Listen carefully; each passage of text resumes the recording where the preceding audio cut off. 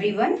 जैसा कि आप लोगों को हमारा इंट्रोडक्शन मिल चुका है, बहुत लोगों का कमेंट्स आया, हमें बहुत अच्छा लगा कि वो इंटरेस्टेड हैं ऑनलाइन पढ़ाई के प्रति।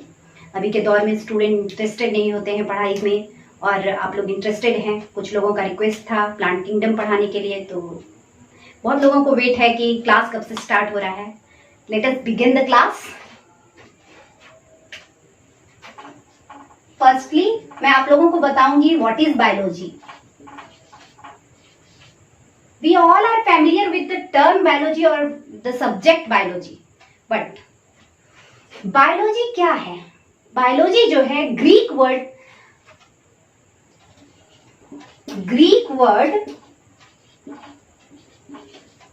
बायोस, दो टर्म आता है ना बायोलॉजी में, बायो और लॉजी। तो ये जो है ना ग्रीक वर्ड से बना है, BIOS, which means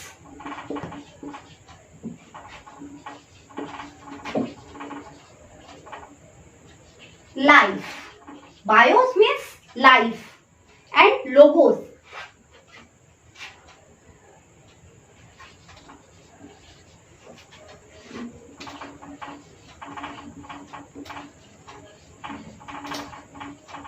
Logos means study. यानी आप सिंपली कह सकते हैं the study of life and living organism is called biology.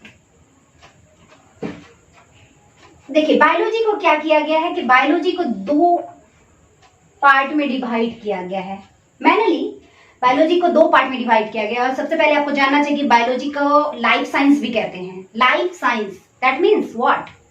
आपका लाइफ है, आपके अंदर क्या चल रहा है, ये या प्लांट है, प्लांट किंगडम है, इसके बारे में आप बायोलॉजी में जानते हैं। कोई भी सब्जेक्ट आपको अपने बारे में स्टडी करने का नहीं देता है, लेकिन बायोलॉजी जिसके प्रति कि बहुत लोगों को फियर है, और मुझे लगता है कि मैं जब क्लास लूंगी तो बहुत लोगों का फियर मिट जाएगा, और मुझे मतलब विश्वास है कि आप लोग बहुत कुछ सीखेंगे।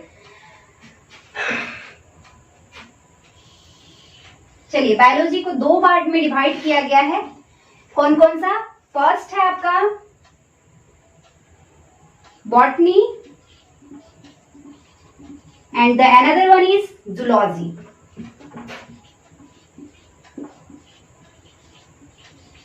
देखिए बॉटनी जो टर्म है ना, बॉटनी मीन्स होता है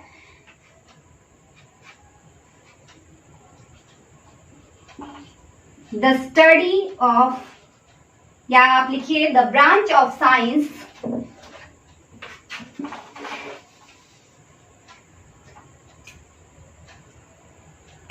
the branch of science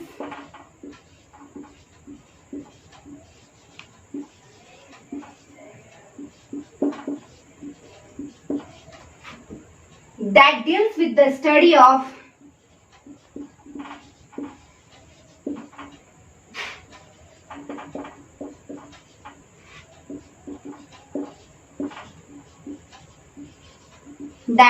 the study of plant and their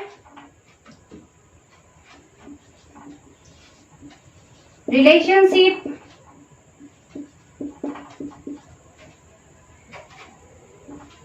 with environment.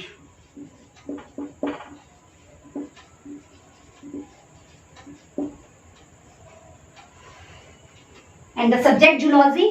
जू मीन्स क्या होता है? सारे बच्चे चिड़ियाघर गए होंगे। जू मीन्स क्या? चिड़ियाघर। दैट मीन्स क्या? Animal kingdom. यहां आप लिख सकते हैं the branch of biology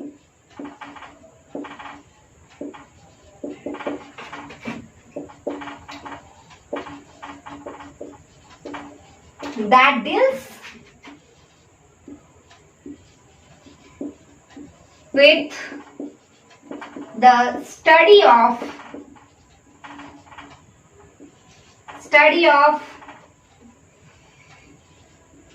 animals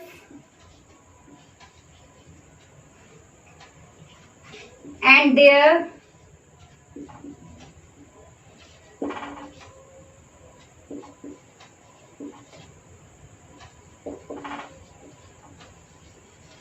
physiology, anatomy,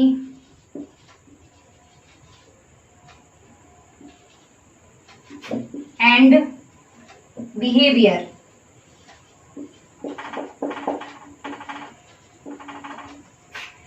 एक बात आप लोगों को पता है, एक बात आप लोगों को पता है कि आप जो है, आप लोगों को, सारे बच्चों को घर में जरूर माँ आप लोगों को बोलती होगी जानवर कहीं के। सुना होगा, हर किसी को बोला जाता है। बचपन में आप थोड़ा बदमाशी करो ना, अभी भी बोला जाएगा कि जानवर कहीं का। आपको टेंशन लेने की जरूरत नहीं है। आज आप ये बात जान लो, according to biology we all are animal. ठीक है, तो अब जब मम्मी बोले ना टेंशन मत लेना, दिमाग से निकाल देना, क्योंकि हम लोग सच में बायोलॉजी के अकॉर्डिंग हम लोग खुद एनिमल हैं। हम लोग एनिमल किंगडम में आते हैं बच्चों। तो आपको इस चीज को दिमाग से निकाल देना है कि जानवर बोल रही है तो थोड़ा बुरा लग जाता है ना, अब बुरा मत मानना। चलो आगे बढ़ते हैं। तो फादर ऑफ बायोलॉजी, जैसा आपको बताया मैंने, बायोलॉजी का दूसरा क्या है, लाइफ साइंस कहते हैं इसको। अब देखिए, अब मैं आपको सबसे पहले बताऊंगी कि फादर ऑफ बायोलॉजी आपको सबसे पहले किस नाम से लोग जानते हैं, आपके गांव में या फिर आपके मोहल्ले में, आपके शहर में। आपके नाम से नहीं जानते हैं, आपके फादर के नाम से जानते हैं। तो बायोलॉजी का भी तो कोई फादर है। तो बायोलॉजी के फादर कौन है?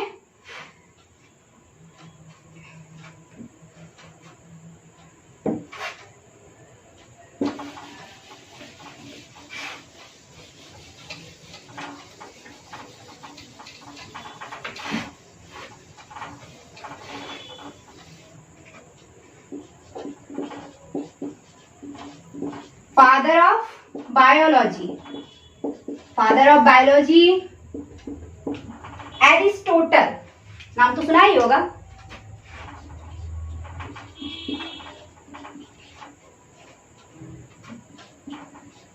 Aristotle, he was also known as father of zoology. आप लोग को याद करने में भी आसानी होगी, क्योंकि फादर ऑफ बायोलॉजी और फादर ऑफ जूलॉजी दोनों एक ही साइंटिस्ट हैं आपके।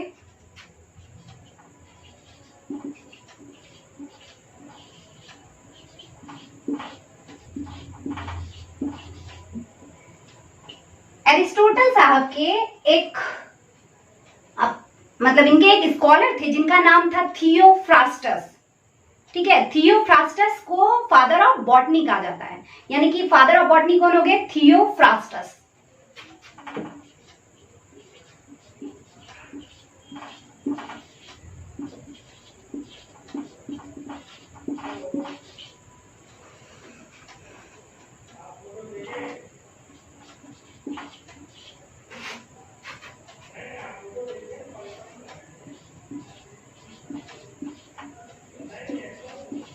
Theophrastus, okay.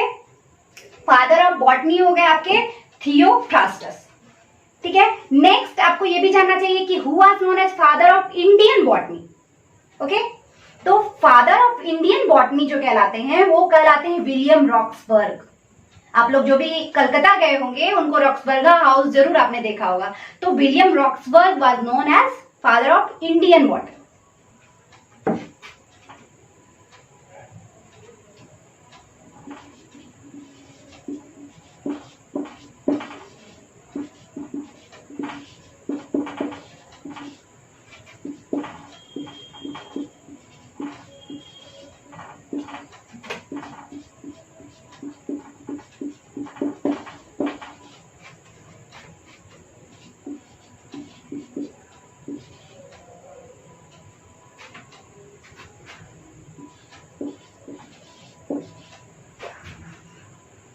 William Roxburgh, father of Indian botany. एक और चीज जान लीजिए, जब जान ही रहे हैं, तो फादर ऑफ मॉडर्न बॉटनी, इनका नाम आपने जरूर सुना होगा, पहले भी पढ़ा होगा। मतलब आप जान के चलो कि 9th क्लास में पढ़ो या 7th क्लास में पढ़ो तो आपने बायनोमियल नॉमेनक्लेचर जरूर पढ़ा होगा। तो उनका क्या नाम था? Carolus Linnaeus. Great scientist Carolus Linnaeus who was known as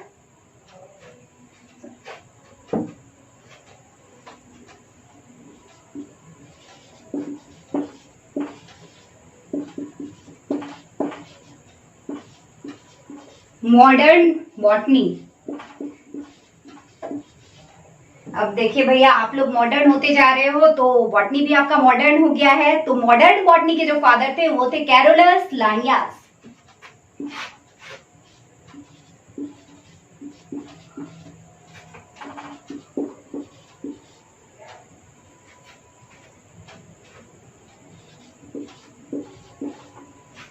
Carolus Linnaeus, he was also known for binomial nomenclature। और इनका जो बहुत सारा बुक है वो मैं आगे के वीडियो में आपको शेयर कर दूंगी। इन्होंने बहुत सारा मतलब बुक लिखा है जो आपके लिए बहुत ही इंटरेस्टिंग है, आपको पढ़ना चाहिए, कभी ना कभी आपको एक बार पढ़ना चाहिए उन बुक्स को। तो इनके बुक्स के बारे में मैं अनदर चैप्टर में डिस्कस करूंगी। जैसे आप जानते हैं कि डार्विन ने एक बुक लिखा था। डार्विन का एक बुक बहुत ही फेमस बुक है, बहुत ही फेमिलियर होंगे आप लोग, ओरिजिन ऑफ स्पीसीज। सबसे पहले ओरिजिन ऑफ स्पीसीज जो बुक है ना, वो डार्विन ने लिखा था। अब आइए हम लोग सबसे पहले जानते हैं अब क्या कि बायोलॉजी मतलब ब्रांच कौन कौन सा है। ब्रांच ऑफ बायोलॉजी जानेंगे कि बायोलॉजी का कौन कौन सा ब्रांच है, इसके अंतर्गत हम क्या क्या स्टडी कर सकते हैं। तो इसको ना ओवरलैप करके किसी और सब्जेक्ट के साथ ओवरलैप भी कर सकते हैं ना। तो जैसे बायोलॉजी को ओवरलैप किया गया केमिस्ट्री के साथ, या बायोलॉजी को आपका टेक्नोलॉजी के साथ जोड़ दिया गया। अब भी आप सबसे ज्यादा टेक्नोलॉजी से जुड़ना चाहते हो तो बायोलॉजी को टेक्नोलॉजी से जोड़ा गया है और बायोटेक्नोलॉजी बनाया गया है। ठीक है, ये एक मतलब आपका वोकेशनल स्टडी में आता है, वोकेशनल सब्जेक्ट है। ठीक है, लेकिन टेक्नोलॉजी से जुड़ना हर चीज के लिए अच्छी बात है। आपका फ्लेवर सेवर नाम का टोमेटो का नाम सुना होगा, हम नेक्स्ट वीडियो में डिस्कस कर देंगे इन सब टॉपिक्स को।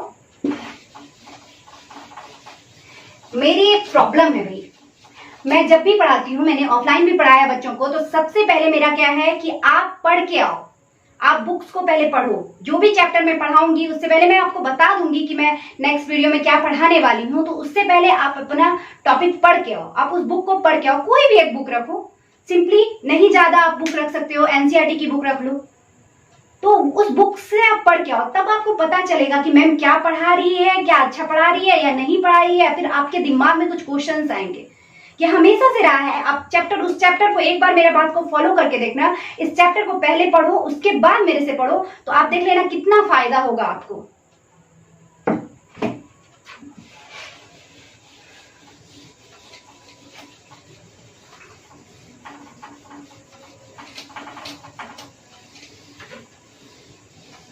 वैसे तो आपका मेन ब्रांच हो गया बॉटनी एंड जूलॉजी। इसके अलावा जो ब्रांचेस हैं,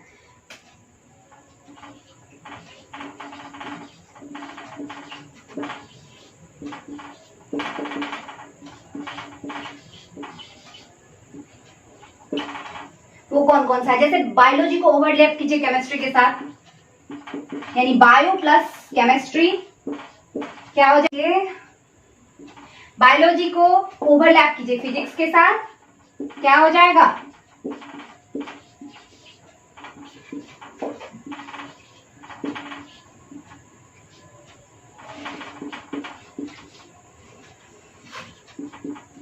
बायोफिजिक्स। अनदर बायोलॉजी को और भी मतलब बहुत सारा ब्रांच है, लेकिन जो इंटरेस्टिंग ब्रांच है टेक्नोलॉजी से आप लोग जुड़े रहते हो तो उसके बारे में तो जरूर जान लो। बायो प्लस क्या हो जाएगा,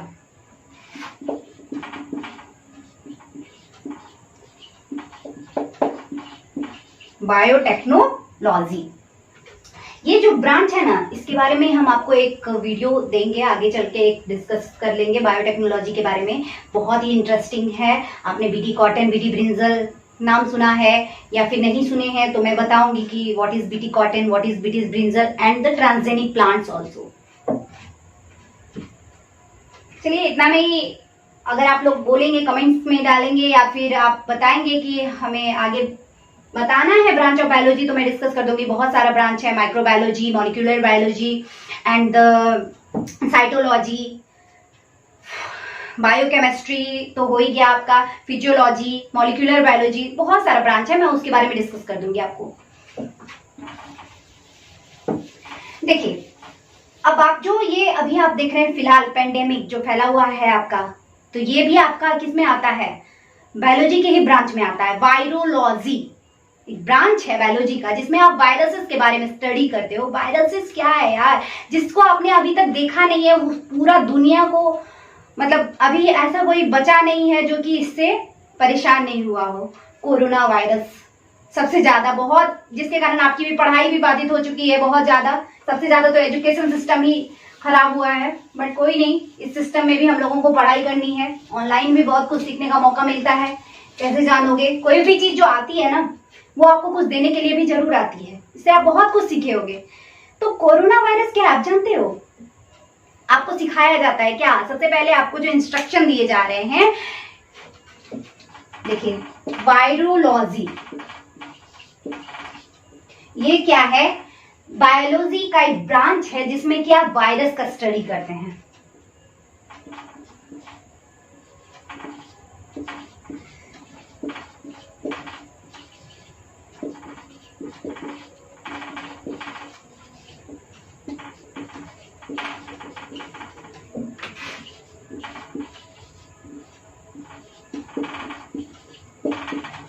That deals with the study of viruses. Okay, इसमें हम वायरसेस के बारे में पढ़ते हैं। ये जो वायरस है ना, ये सारे ऑर्गेनिज्म के, जब मैं आपको क्लासिफिकेशन ऑफ ऑर्गेनिज्म पढ़ाऊंगी, 5 किंगडम क्लासिफिकेशन या 2 किंगडम क्लासिफिकेशन जो आया था, तो ये वायरस ना उन सबसे अलग है। इसको अलग बना दिया गया है, ब्रांच ही अलग कर दिया है वायरस का, क्योंकि ये जब तक ये लिविंग सेल में नहीं जाता है तब तक ये मल्टीप्लाई नहीं करता है, लेकिन ये किसी भी नॉन लिविंग थिंग पे सरवाइव कर सकता है। और आप इसको क्रिस्टल फॉर्म में भी कर दोगे, ये मरेगा नहीं। एक बात क्लियर कर जान लो कि वायरस का जो है ना, कोई भी अभी तक मेडिसिन नहीं बना है, उसका प्रिकॉशन लेना पड़ता है। मोस्टली आपको प्रिकॉशन ही लेना पड़ता है। जो भी वायरल डिजीजेस रहे हैं तो उनके लिए आपको पहले प्रिकॉशन लेना पड़ता है। तो ये जो कोरोना वायरस है ना, परेशान कर दिया सबको। ये क्या है? ये आरएनए वायरस है। एक्चुअली ये आरएनए वायरस है, एसएस आरएनए का बना हुआ है। एसएस आरएनए मींस कि सिंगल स्ट्रैंडेड आरएनए का बना हुआ है। ये एसएस आरएनए का बना हुआ है, सिंगल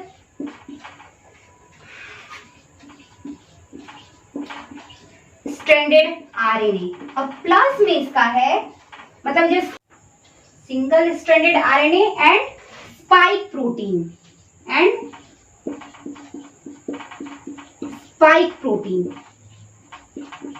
एक्चुअली कोई भी वायरस है वो दो चीज से ही मिलकर बना रहता है। एक होता है प्रोटीन और दूसरा होता है जेनेटिक मटेरियल।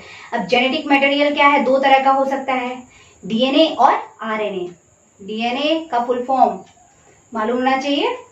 तो ये क्या है? आरएनए वायरस है और सिंगल स्ट्रैंडेड आरएनए वायरस है। प्लस में इसके स्पाइक प्रोटीन्स होते हैं। तो स्पाइक प्रोटीन, और ये जो स्पाइक प्रोटीन होता है ना, वो जो ये आप देख रहे हैं क्या है, इस टाइप का स्ट्रक्चर होता है जहाँ स्पाइक प्रोटीन रहता है एक्चुअली इस ढंग से।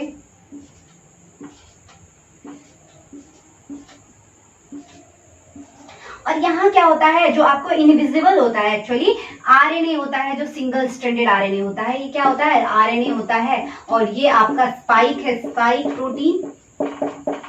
और ये जो आपका हेड दिख रहा है ना, इसका कोरोना का मतलब कि वॉल जो है, ये बना रहता है लाइपोप्रोटीन का।